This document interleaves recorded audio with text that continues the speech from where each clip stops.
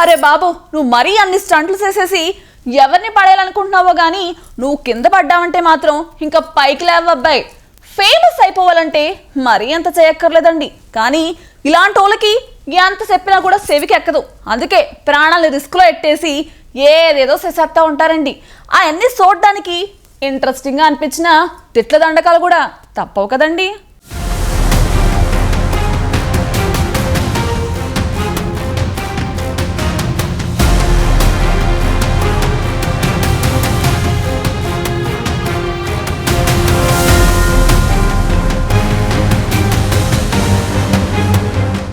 Famous అవ్వాలంటే social media ఒక్కటే మార్గం అనుకునే వాళ్ళెందరో ఏదో ఒకటి చేసేసి ఫేమస్ అయిపోయి ఆ తర్వాత వాళ్ళేదో హీరోయిన్ లాగా ఫీల్ అయిపోవడం ఈ రోజుల్లో కామన్ అయిపోయింది.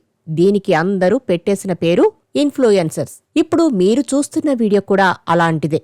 ఫన్నీతో రీల్స్ వీడియోలు చేస్తే ఎవరికీ ఎలాంటి టెన్షన్ ఉండదు.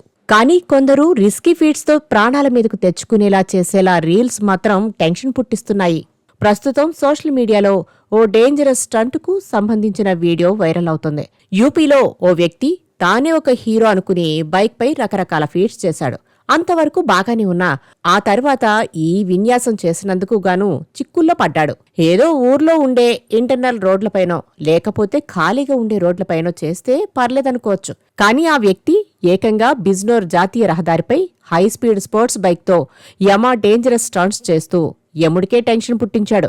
బైక్ సీటుపై నిలబడి సాహసోపేత విన్యాసం ప్రదర్శించాడు. మరో వ్యక్తి ఈ తతంగాన్నంతా వీడియో తీసి సోషల్ మీడియాలో పోస్ట్ చేశాడు. ఓ వ్యక్తి హెల్మెట్ పెట్టుకుని రన్నింగ్ స్పోర్ట్స్ బైక్పై నిల్చుంటాడు. ఒక కాలు సీటుపై పెట్టి మరొక కాలును హ్యాండిల్ మీద పెట్టి బ్యాలెన్స్ చేస్తుంటాడు. బైక్ స్పీడ్గా పరిగెడుతూ ఉంటుంది. టోల్గేట్ దగ్గరికి రాగానే గేట్ ఓపెన్ అవ్వడం వీడియోలో కనిపిస్తుంది కదా. రోడ్డు మీద ఓ ట్రాక్టర్ను ఓవర్టేక్ కూడా చేసేస్తాడు. ట్రాక్టర్లో కూర్చున్న మహిళైతే అబ్బో అని ఆశ్చర్యపోతూ చూస్తారు. ఈ వీడియో వైరల్ అయితే అయ్యింది గాని ఆ బైక్ను గుర్తించి చర్యలు తీసుకోవడానికి పోలీసులు రెడీగా ఉన్నారు. ఈ వీడియోపై నెటిజన్లు తీవ్రస్థాయిలో విమర్శలు గుప్పిస్తున్నారు. చివరకు ఈ వీడియో పోలీసుల కంటపడింది. వాళ్లు కూడా రియాక్ట్ అయ్యారు. కఠిన చర్యలు తీసుకుంటామని తెలిపారు. యువకులు ఇలాంటి డేంజరస్ స్టంట్స్ జోలికి వెళ్తే లాఠీతో పూజ తప్పదని వార్నింగ్ ఇచ్చారు పోలీసులు.